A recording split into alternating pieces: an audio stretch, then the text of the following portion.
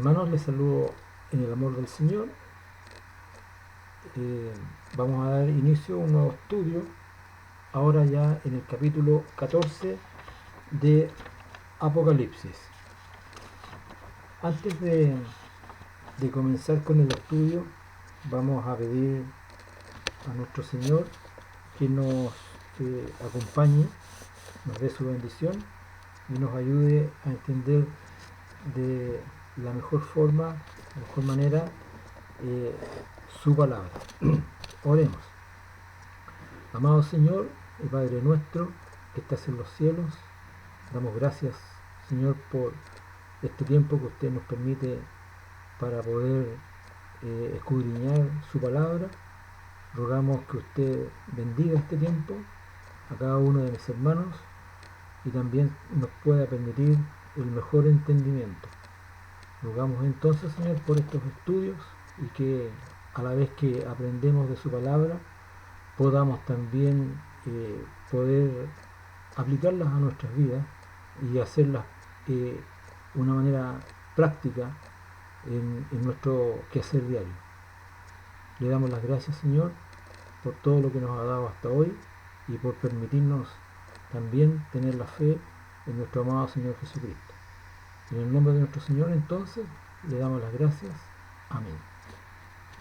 Bien, hermanos, vamos a continuar con los estudios. Ahora en el capítulo 14, como decíamos, de Apocalipsis. Y nuevamente el apóstol Juan describe aquí en este capítulo 14 una especie de interludio, un paréntesis, una pausa, en la que veremos distintos temas, como por ejemplo el cántico de los 144.000, el Cordero en el monte de Sión, la predicación del Evangelio en todo el mundo, el juicio contra aquellos que llevan la marca de la bestia y contra Babilonia, la adoración por aquellos que murieron por el Señor y una visión anticipada de la batalla de Armagedón. Como podemos observar, son varios temas, es una cantidad apreciable de temas que contiene este capítulo 14, y para poder hablar o tocar todos estos temas es necesario que podamos hacer breves comentarios. Así es que así como identificamos también los 7 personajes en los capítulos anteriores, en el 12 y en el 13, aquí en el 14 encontraremos otros cuya peculiar forma y actuación nos vamos a ver más adelante. Veremos aquí que el Señor Jesucristo es quien tiene la última palabra y no la bestia, o las dos bestias. Caerá Babilonia, que será la gran capital política, la gran capital comercial y también la gran capital religiosa de todo el mundo durante este periodo de la gran tribulación, este segundo periodo de la gran tribulación. Ahora todos los seguidores de la bestia, el anticristo, serán derrotados y juzgados, y muchos de los creyentes que vivan en ese tiempo sufrirán martirio. Si en verdad son creyentes, van a tener que pasar por el martirio, por la muerte. Pero a pesar de su sufrimiento, a pesar de lo que aparentemente pudiera verse como una derrota, ellos van a ser finalmente los triunfadores. Bueno, todo esto es el contenido del capítulo 14 y vamos a dar lectura entonces al primer versículo, que dice lo siguiente: Después miré, y he aquí el Cordero estaba en pie sobre el monte de Sión, y con él 144.000 que tenían el nombre de él y el de su padre escrito en la frente. el apóstol Juan nos narra la visión del Cordero de pie en triunfo, en victoria, en el monte de Sión, y con él y acompañado de los 144.000 sellados que mencionamos anteriormente en el capítulo 7. El Cordero aquí es el Señor Jesucristo, no cabe duda. Y como vimos también en los capítulos 5, los versículos 6, 8, 12 y 13, y también en el capítulo 6, en el versículo 1, capítulo 13 también. El monte de Sión es Jerusalén. Esta es la ciudad del Mesías, a la cual él regresará, ¿ya? Y es la capital desde la cual el Señor reinará por 1000 años, en el periodo del reino milenial llamado. Él la llamó la ciudad del gran rey, como lo menciona también lo que hemos visto anteriormente, muy recurrido, el Salmo 2, versículo 6. Pero yo he puesto, dice el versículo 6, pero yo he puesto mi rey sobre Sión, mi santo monte. Los versículos 2 y 3, que los vamos a leer, dicen: y oí una voz del cielo como estruendo de muchas aguas y como sonido de un gran trueno, y la voz que oí era como de arpistas que tocaban sus arpas y cantaban un cántico nuevo delante del trono y delante de los 4 seres vivientes y de los ancianos, y nadie podía aprender el cántico sino aquellos 144.000 que fueron redimidos de entre los de la tierra. Bueno, esto aquí en este pasaje, Juan describe lo maravilloso de la voz de Dios. Esto en los primeros capítulos de Apocalipsis también nos referimos un poco en cuanto a las formas que tenía Juan de hacer una comparación acerca de la voz de Dios. Y aquí no es distinto. Y Juan describe la voz de Dios como muy potente, muy poderosa, ¿ya? No es un enorme ruido, sino es un sonido hermoso, por cierto, como de muchas arpas.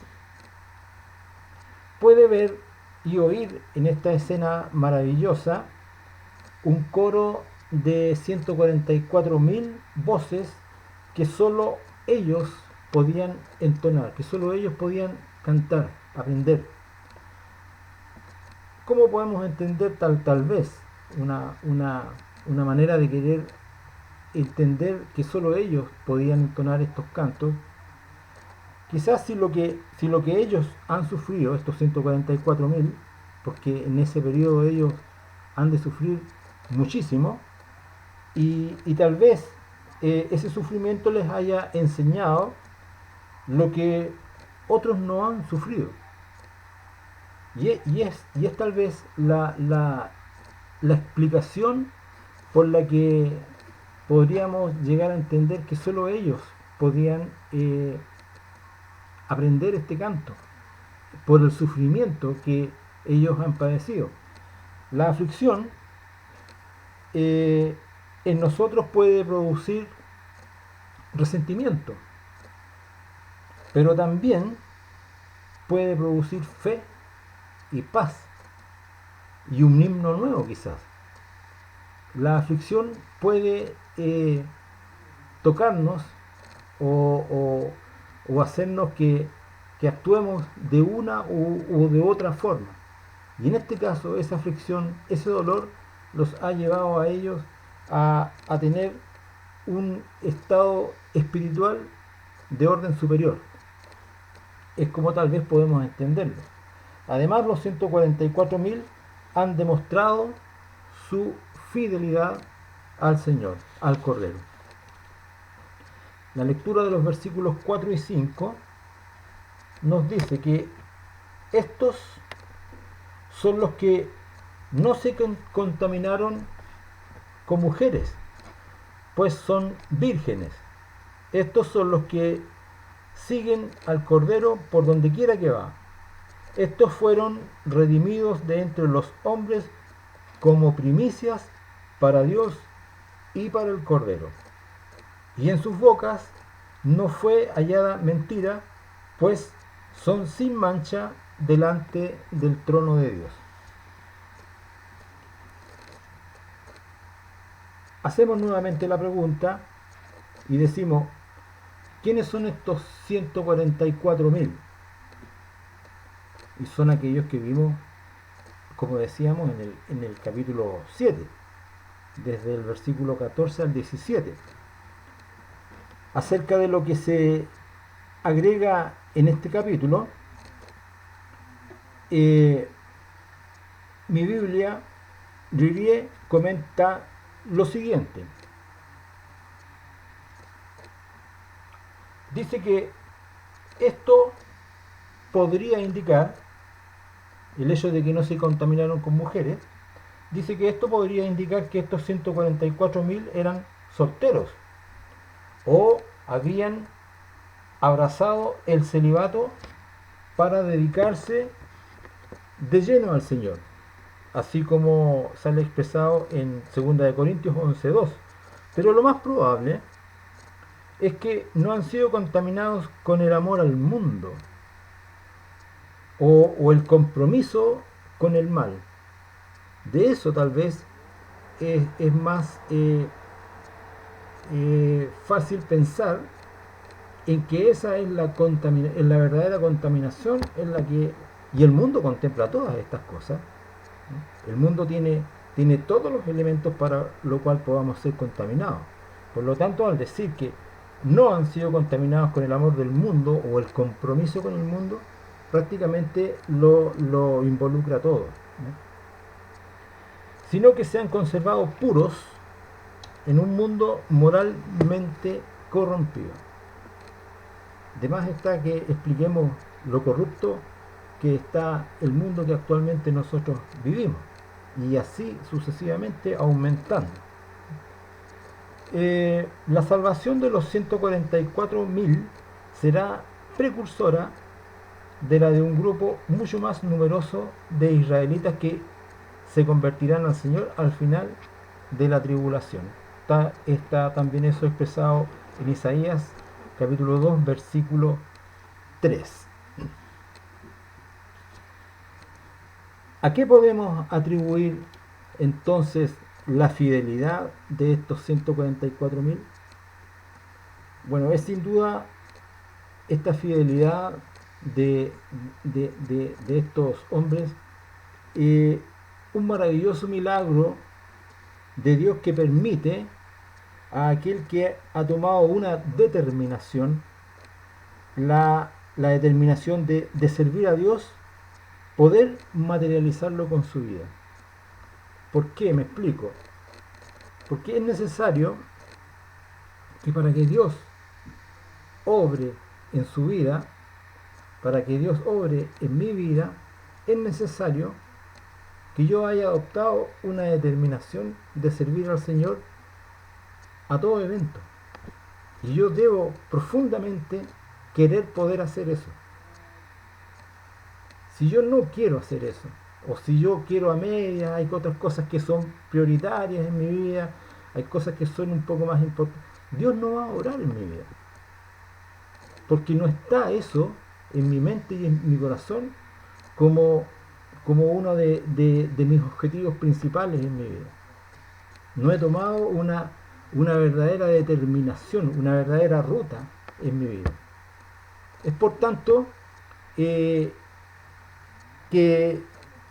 al contestarnos en esta pregunta a qué se debe el hecho de que estos hombres hayan adquirido tal fidelidad a Dios, es porque ellos han querido y Dios ha obrado en sus vidas. Entonces, todos nosotros que queramos en algún momento ser vistos como fieles ante el Señor, debemos preocuparnos de tener una profunda determinación en nuestras vidas. ¿Cuántos de nosotros hoy estamos dispuestos a dejar todo por el Señor? Eh, y en nuestros tiempos es muy difícil pensar en yo dejar todo por el Señor. Fíjense, hermanos, que el apóstol Pedro, eh, que muy recurrentemente es siempre criticado, juzgado por, por los predicadores, por todas las cosas que hizo el hermano Pedro, o sea, el hermano Pedro, perdón, el hermano Pedro, por todas las cosas que hizo Pedro, eh, en cuanto a negar al Señor y otros errores que cometió. Sin embargo, Pedro, el apóstol, él lo dejó todo por el Señor. Él dejó su trabajo y dejó su familia, porque él tenía trabajo y tenía familia, por seguir al Señor. Cometió errores como cualquier hombre, por supuesto, pero él lo dejó todo por el Señor. Y la pregunta para nosotros, para mí, ¿yo estoy dispuesto como Pedro a dejar esas cosas por el Señor? El trabajo, la familia, esos son nuestros máximos tesoros. Y estoy absolutamente convencido y tengo respuestas que me pueden proteger, digamos, ante ese sentido. Y yo digo, no, pero es que en estos tiempos no son cosas que el Señor quiere de mí, no son esas las cosas que Dios necesita de mí, son otras, y es verdad. Pero, ¿estaría yo dispuesto, sin embargo, a dejar esas cosas? Entonces, es, eh, es una manera de pensar que estos 144.000, si han sido sellados, es porque Dios así lo ha querido para ellos también. Dios los escogió. Es un grupo, un remanente de judíos que Dios escogió como primicias para Él. Pero de ellos, en ellos, está también el profundo anhelo, deseo de serle fieles al Señor. Versículo... antes de continuar. El versículo 5 dice que en sus bocas no fue hallada mentira, pues son sin mancha estos 144.000. Y termina el versículo diciendo, delante del trono de Dios. O sea, son sin mancha delante del trono de Dios. Muchos manuscritos muy fiables omiten la frase delante del trono de Dios. Podríamos decir que el versículo termina de esta manera y dice, y en sus bocas no fue hallada mentira, pues son sin mancha. Hasta ahí. Lo que también alimenta la idea de que estos 144.000 no, no sufrieron muerte, pero tampoco ellos han llegado al cielo. Ellos están destinados para ese periodo de tiempo y para vivir en el milenio. No están ellos en el cielo. Es por eso que lo interesante, lo importante de esta parte de este versículo, que se omite delante del trono de Dios. Versículos 6 al 8, lectura. Dice, vi volar por en medio del cielo a otro ángel que tenía el evangelio eterno para predicarlo a los moradores de la tierra, a toda nación, tribu, lengua y pueblo, diciendo a gran voz, temed a Dios y dadle gloria, porque la hora de su juicio ha llegado, y adorad a aquel que hizo el cielo y la tierra, el mar y las fuentes de las aguas. Otro ángel le siguió diciendo, ha caído Babilonia, la gran ciudad, porque ha hecho beber a todas las naciones del vino del furor de su fornicación. Bueno, este evangelio eterno, permiso hermano,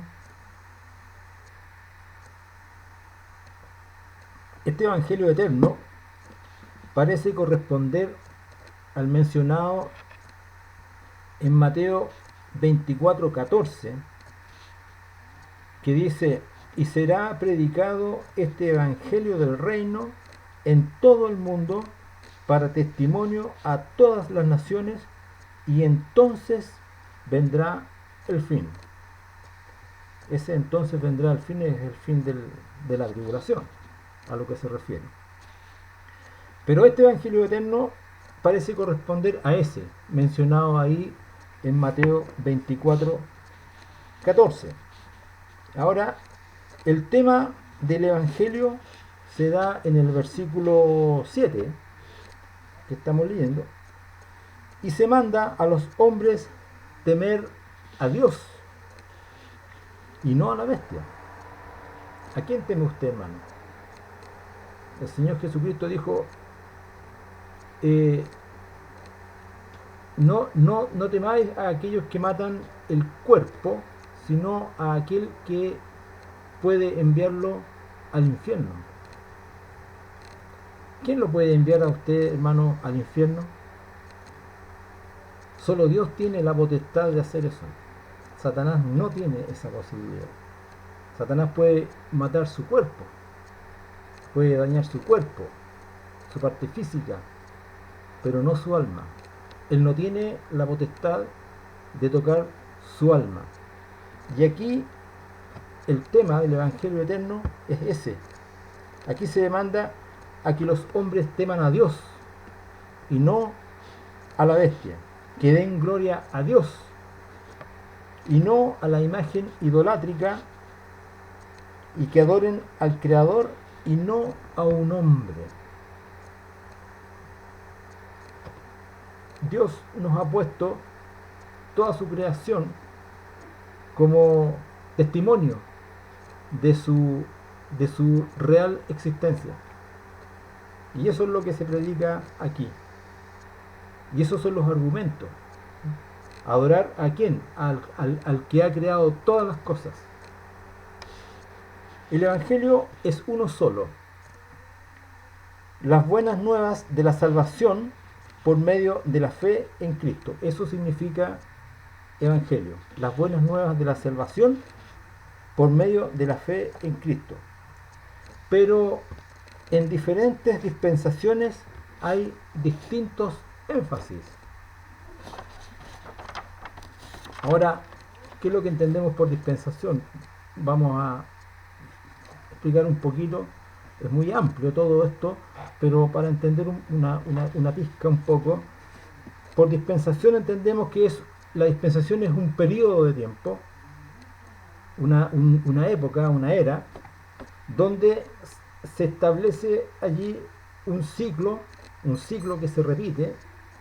No es que la dispensación realmente sea como un término bíblico, pero sí el análisis, el estudio de toda la historia bíblica hace o demuestra que hay distintos periodos a lo largo de las escrituras, y que nosotros le hemos puesto por nombre dispensaciones. Y como decíamos, cada una de estas tiene un ciclo que se repiten, y que es, por ejemplo, Dios establece un ordenamiento, el hombre desobedece y Dios nuevamente da la posibilidad de entrar en causa nuevamente al hombre, ¿ya? Dios da la salida al hombre.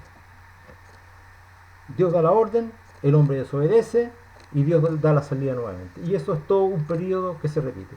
Bueno, y hay los estudiosos bíblicos mencionan entre 5 y 7 dispensaciones a lo largo de la historia. Algunas de ellas son la dispensación de la inocencia, la otra de la conciencia, el gobierno, la promesa, la ley, la gracia y el reino milenial. Nosotros estaríamos en esta época, en nuestro tiempo, estaríamos siendo parte de la dispensación de la gracia. Ese es el tiempo que nosotros estaríamos viviendo. Bueno, este Evangelio eterno se predica en un periodo distinto del nuestro, y en una era distinta, y por tanto se hace con un énfasis diferente. Ahora, con respecto a la caída de Babilonia, aquí mencionado en estos versículos, se describe con más detalle esta caída en los capítulos 17 y 18. Ahí es mucho más generoso la explicación de Apocalipsis con respecto a la caída de Babilonia. Babilonia representa al judaísmo apóstata, que constituye un poder comercial y religioso, un magno poder, una cosa enorme, gigantesca, comercial y religiosa, en la que todas las naciones, el resto de los países del mundo, también se habrán visto envueltas. Y dice en una frase bien poética, dice que se habrán vuelto ebrias con el vino del furor de su fornicación. Avanzando, vamos a dar lectura entonces ahora al versículo del 9 al 13. Permiso. Versículo del 9 al 13, que dice así: y el tercer ángel lo siguió diciendo a gran voz: si alguno adora a la bestia y a su imagen y recibe la marca en su frente o en su mano, él también beberá del vino de la ira de Dios, que ha sido vaciado puro en el cáliz de su ira, y será atormentado con fuego y azufre delante de los santos ángeles y del Cordero. Y el humo de su tormento sube por los siglos de los siglos, y no tienen reposo de día ni de noche los que adoran a la bestia y a su imagen, ni nadie que reciba la marca de su nombre. Aquí está la paciencia de los santos, los que guardan los mandamientos de Dios y la fe de Jesús. Oí una voz que desde el cielo me decía: escribe, bienaventurados de aquí en adelante los muertos que mueren en el Señor. Sí, dice el Espíritu, descansarán de sus trabajos, porque sus obras con ellos siguen.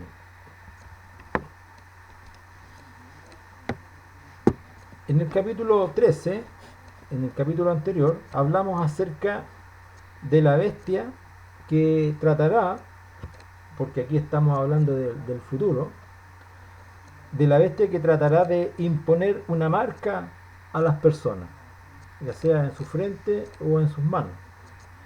Ahora en este capítulo 14 hay una seria advertencia a los que fallen en este tiempo de prueba.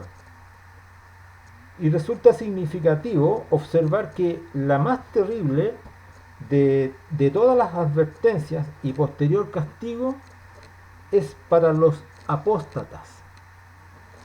¿Quiénes son los apóstatas? ¿Qué son los apóstatas? Bueno, es decir, esto para aquellos que niegan o abandonan la fe en el Señor Jesucristo. Esos son los apóstatas. Los que niegan, los que abandonan la fe en el Señor Jesucristo. Y es una de las advertencias más duras y uno de los castigos más terribles para aquellos que terminan finalmente negando la fe en el Señor Jesucristo. La condenación del apóstata se presenta aquí con un juicio como el de las ciudades de Sodoma y Gomorra, porque dice que el humo subía de la tierra como el humo de un horno. Así lo dice Génesis 19:28, refiriéndose entonces a estas ciudades de Sodoma y Gomorra.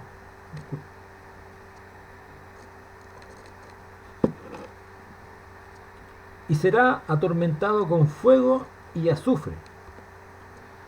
Los malos serán atormentados en la presencia de los ángeles y del Cordero. Esto nos hace pensar que todo lo que esté sucediendo durante este periodo de la tribulación, todo esto terrible que ha de suceder va a ser ante la presencia, ante la mirada de nuestro Señor Jesucristo y de los ángeles. No está mencionada aquí la iglesia o los 24 ancianos que representan a la iglesia que estén observando. Es muy probable entonces que la iglesia no tenga esa posibilidad, pero sí dice que los ángeles y el Señor Jesucristo, sí, ellos van a ser observadores de lo que esté ocurriendo en ese tiempo aquí. El fuego y el azufre son elementos que en las escrituras se asocian al castigo divino, o sea, al infierno, que es el lago de fuego. No nos olvidemos, hermanos, que el infierno o el lago de fuego es eterno, es por siempre, por los siglos de los siglos, un tormento eterno, un dolor indescriptible eterno. Muchos de nosotros hemos padecido enfermedades y hemos estado en algunos tiempos en angustia, en dolores físicos. Pero estos tormentos no solamente van a ser tormentos físicos, sino que además van a ser tormentos psíquicos, mentales, quizás, no sé, pero de profundo dolor, de todo tipo de dolores, hermano. Es algo terrible. Y yo no quisiera pasarme ni siquiera una semana con un dolor de muela. Imagínense. Y eso es algo suave. Versículo 12 dice, habla acerca de la paciencia. El versículo 12 dice, aquí está la paciencia de los santos, los que guardan los mandamientos de Dios y la fe de Jesús. Este será un tiempo en el que los santos serán llamados a resistir pacientemente el salvajismo de la bestia, a obedecer a Dios y a rehusar a la bestia. Todo esto, hermano, en ese tiempo, en ese periodo, todo aquel que quiera demostrar su fe y su fidelidad al Señor, como lo vimos anteriormente, va necesariamente a tener que pasar por el martirio, por la muerte. Todo eso va a ser hasta la muerte, hermano. Y damos gracias al Señor por nuestro tiempo, que quien ha sido el que ha enfrentado la muerte ha sido Jesucristo por salvarnos a nosotros, y tan solo nosotros hemos tenido que decir, sí Señor, yo me arrepiento y le recibo, nada más. Pero estos de aquel tiempo, ellos van a tener que dar sus vidas para demostrar su fe en el Señor Jesucristo. El versículo 13, que dice, y oí una voz que desde el cielo me decía, escribe, bienaventurados los que de aquí en adelante, los muertos que mueren en el Señor, sí, dice el Espíritu, descansarán de sus trabajos porque sus obras con ellos siguen. Bueno, aquí nos encontramos en este versículo 13 con una alabanza o una bendición para aquellos que murieron en el Señor. Y habrán de morir todos aquellos que terminen finalmente entregando sus vidas, demostrando así su fe en el Señor Jesucristo. El versículo 14 dice lo siguiente: miré y he aquí una nube blanca, y sobre la nube uno sentado, semejante al Hijo del Hombre, que tenía en la cabeza una corona de oro y en la mano una hoz aguda.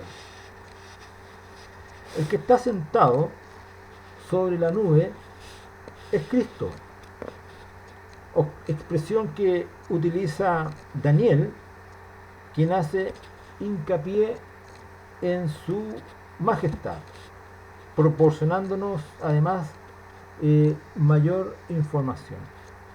Leamos lo que nos dice Daniel en el capítulo 7, versículos 13 y 14. Daniel, capítulo 7, versículos 13 y 14. Dice: miraba yo en la visión, aquí habla Daniel, miraba yo en la visión de la noche, y he aquí, con las nubes del cielo venía uno como hijo de hombre, que vino hasta el anciano de días, y le hicieron acercarse delante de él, y le fue dado dominio, gloria y reino, para que todos los pueblos, naciones y lenguas le sirvieran. Su dominio es dominio eterno, que nunca pasará, y su reino uno que no será destruido. Daniel entonces es más generoso con la información, y nos queda claro entonces que este, que está en una nube blanca, y que dice que sobre la nube uno sentado semejante, esa palabra semejante es un poco incómoda, y es por eso que hemos tenido que recurrir a Daniel para que nos aclare bastante más el tema, y nos da una mayor información entonces, y no nos cabe duda de que este semejante al Hijo del Hombre es Cristo. También Mateo 24:30 se refiere a aquel. Mateo 24:30 dice: entonces aparecerá la señal del Hijo del Hombre en el cielo. Aquí habla nuestro Señor Jesucristo. Y entonces lamentarán todas las tribus de la tierra, y verán al Hijo del Hombre viniendo sobre las nubes del cielo con poder y gran gloria. Juan añade a esta visión un detalle que es bastante revelador, y en la mano dice una hoz aguda. La hoz es lo que nosotros conocemos más comúnmente como la guadaña, y dice que la hoz aguda es una herramienta que sirve para la siega, y que tiene una cuchilla tajante y curvada, que está hecha de hierro, muy, muy filosa, y tiene también un mango de madera.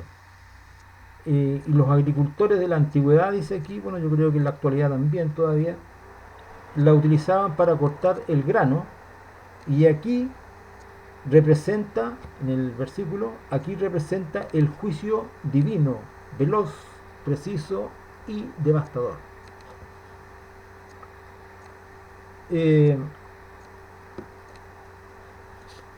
Siguiendo con la lectura, vamos entonces al versículo 15 y 16. Este capítulo consta de 20 versículos. Vamos a apurarnos un poco. Dice el 15 y el 16: y del templo salió otro ángel, clamando a gran voz al que estaba sentado sobre la nube: mete tu hoz y ciega, porque la hora de cegar ha llegado, pues la mies de la tierra está madura.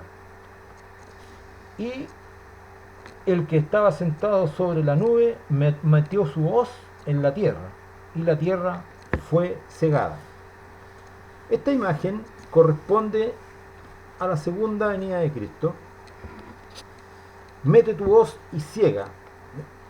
Acá suena como una orden que el ángel le da al Señor. No es tan así, no es posible eso, sino que tenemos que verlo como una información que está entregándole, tal vez, muy probablemente por parte de Dios al Señor. Y se refiere al juicio del hombre en la tierra. Esta metáfora del juicio podemos verla en Mateo, entre otras citas también, y es la parábola, del trigo y la cizaña, en la que la cosecha representa una alegoría del juicio. El Señor Jesucristo es el Hijo del Hombre, y la semilla es la palabra de Dios, y el campo es todo el ancho mundo. Y Él el Señor, la está esparciendo por todo el mundo, y un día la cosecha estará lista para ser recogida. Y esto será el fin de los tiempos. Existe otra posibilidad de interpretar esto, otra manera de comprender esta cosecha, y puede dar una imagen del recogimiento de los creyentes de la tribulación para su entrada en el milenio. Según este punto de vista, esto correspondería con las buenas semillas expresadas en Mateo 13 desde el versículo 1 al 58, la parábola del sembrador, es decir, a los hijos del reino. Versículos 17, 18, 19 y 20, para ya dar término, vamos utilizando mucho tiempo.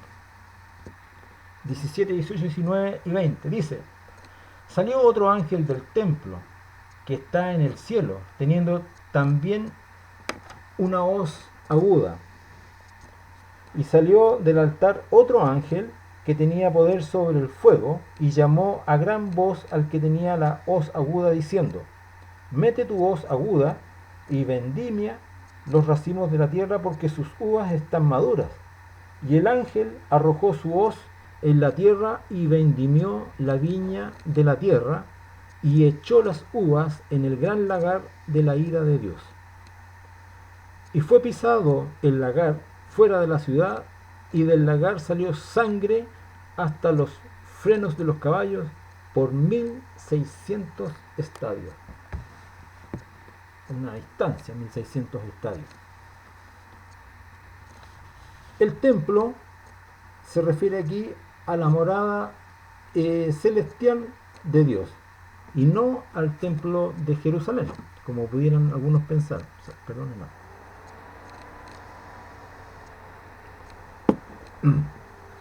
Todo esto durante el periodo de la tribulación. La hoz aguda implica juicio. Ahora otro ángel da la señal del comienzo de la siega, en estos versículos leídos. Y este ángel tiene la potestad sobre el fuego, y tal vez simbolice también el juicio que a continuación ha de llevarse a cabo. Ahora, el término las uvas están maduras implica un cambio en la metáfora para la guerra del Armagedón, como lo representa el profeta Isaías. Léalo usted, hermano, esta parte que señala el profeta Isaías en el capítulo 63, del 1 al 6. ¿Ya? Es un cambio en la metáfora, es un cambio en la manera de expresar esta guerra que se avecina del Armagedón. Ahora, este pasaje se refiere a la segunda venida de Cristo, y en el Antiguo Testamento se compara al juicio de Dios con la pisada de las uvas. Y él, el Señor, ha pisado el lagar. ¿Qué es lo que es el lagar? Bueno, el lagar es un recipiente donde se pisa la uva, donde también se utiliza para machacar las manzanas, prensar las aceitunas, en fin. Es un recipiente. Y esa es la expresión aquí utilizada, que dice que el Señor y Él ha pisado el lagar, ¿no? Y es como si el zumo de la uva, el jugo de la uva, fuera la sangre de los impíos. Cuando el Señor Jesucristo vino en su primera venida, Él fue el que derramó su sangre por ellos. Y ahora, en este periodo, Él va a juzgar a aquellos que rechazaron el derramamiento de la sangre de nuestro Señor Jesucristo. Y con esto terminamos, hermanos, este extenso capítulo 14, y les espero entonces en el próximo. Que el Señor les bendiga a cada uno de ustedes, y para nuestro Dios sea toda honra y toda gloria.